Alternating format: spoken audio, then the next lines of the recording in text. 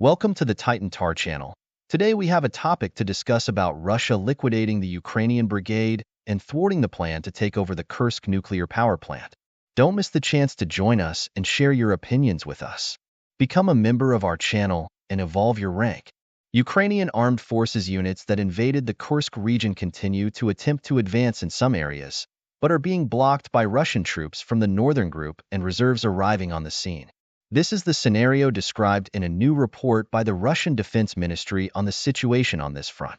According to information released by the Russian military, in the last 24 hours there has been a series of actions to prevent the penetration of mobile groups of the Ukrainian Armed Forces, which use armored vehicles to try to advance into Russian territory.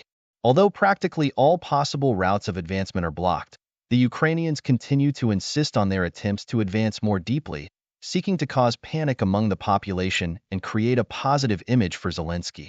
Even after the initial invasion of the Kursk region, Ukrainian troops do not cease their attempts to expand the area under control, carrying out offensive operations from occupied positions. Intense battles are taking place along almost the entire length of the front in this direction. According to reports from the Russian military command, the Ukrainians do not seem to be concerned about the losses of personnel and equipment, continuing to send their reserves into combat.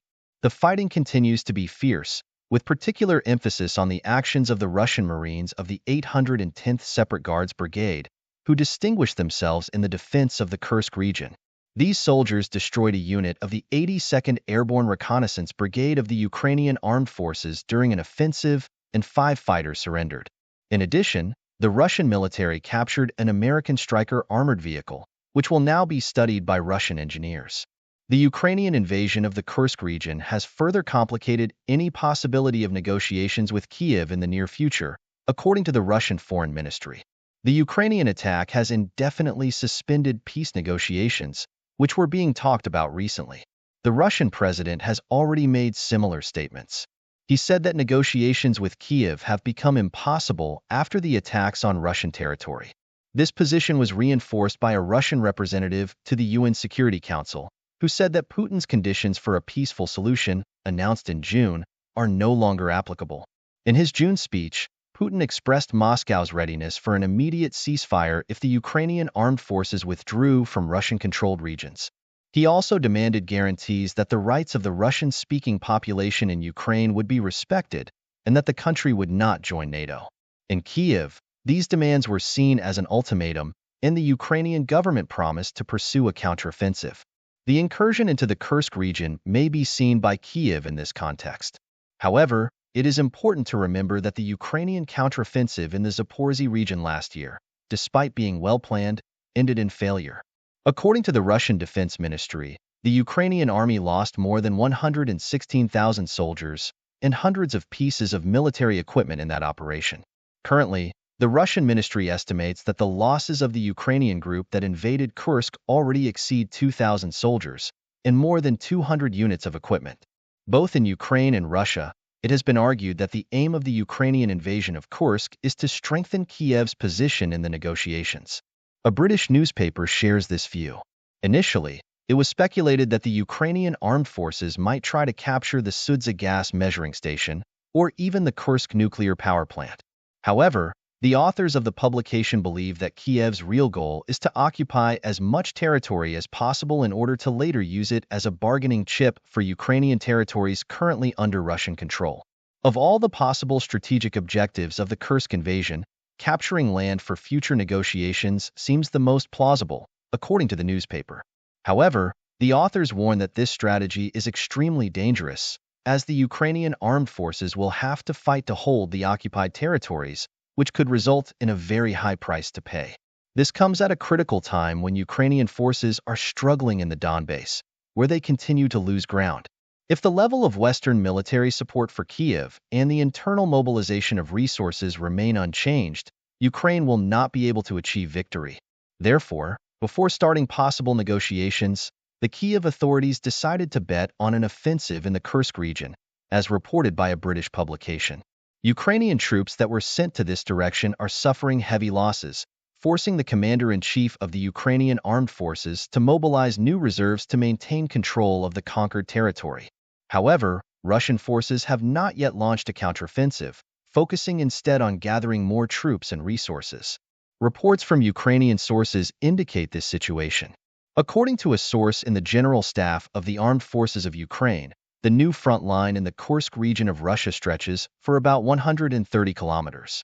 Ukrainian troops are forced to defend this long line without any strong fortifications or heavy armored vehicles, which are quickly destroyed by Russian forces. The defense has been sustained by the large number of soldiers who are suffering heavy casualties. This has prompted the commander to continually reinforce the lines with more troops, otherwise the offensive may fail.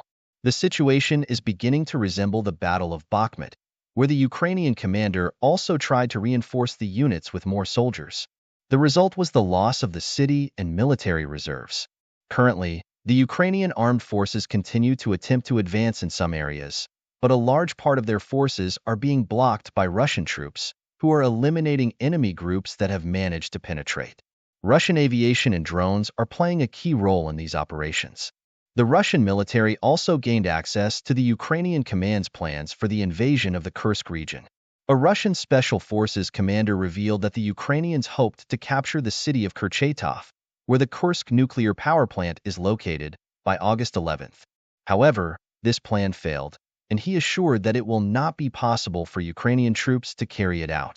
The Russian commander also stated that the Ukrainian military command used all its available resources in this operation, which has now turned into a real disaster. Most of Ukraine's military equipment has already been destroyed, thwarting Zelensky's lightning war to capture the nuclear plant and force Russia to negotiate. He stressed that the systematic work of Russian forces is now focused on destroying the Ukrainian group that invaded the Kursk region. According to him, the defensive fortifications that the Ukrainians are building will not be enough to save them. The commander expressed confidence that the raid in the Kursk region will be the turning point that will lead to the completion of the special military operation later this year. As far as Ukrainian control in the Kursk region is concerned, the situation is as follows. Ukrainian forces have established a stable zone of control along the border, occupying 500 to 550 square kilometers of territory, encompassing parts of the Sudzansky and Kornevsky districts. Approximately 400 additional square kilometers constitute a pre-strike zone, from which Ukrainian troops conduct sorties and still manage to receive supplies. Another 240 square kilometers is considered a gray zone, where troops conduct direct attacks in an attempt to advance deeper into the territory of the Kursk region. However, in a single day, Russian forces managed to reduce this area by at least a quarter. Ukrainian offensives near the regional center of Kornevo were also halted. These three zones form what can be described as a strategic bridgehead on Russian territory, on which the Kiev regime has high hopes. The Ukrainians' goal is to seize as much territory as possible before the onset of winter, securing at least one supply route. For Russian troops, the mission is to prevent the Ukrainians from consolidating this position. Fighting continues intensely in the Kursk region. In the first days of the invasion, Ukrainian troops managed to capture significant parts of the Sudzansky, Kornevsky, and Belovsky districts, which resulted in the relocation of more than 150,000 residents to safe areas, including outside the Kursk region itself. Initially, Ukrainian troops tried to avoid urban areas and advance as quickly as possible into Russian territory. However, they are now focused on maintaining control of the established occupation zone. At this point, Ukrainian forces face a difficult decision: whether to mobilize more reserves to maintain control of the conquered territories and try to advance further, or to halt the offensive and try to consolidate what has already been captured. Meanwhile, Russian troops launched a series of large-scale counterattacks, significantly slowing down the Ukrainian advance. Nevertheless, the Ukrainian command continues to send armored groups to the front, hoping that at least part of its forces will be able to penetrate deeper into Russian territory. Don't forget to subscribe to our channel, like the video, and share it with your friends. Your interactions mean a lot to us and help us grow. See you next time.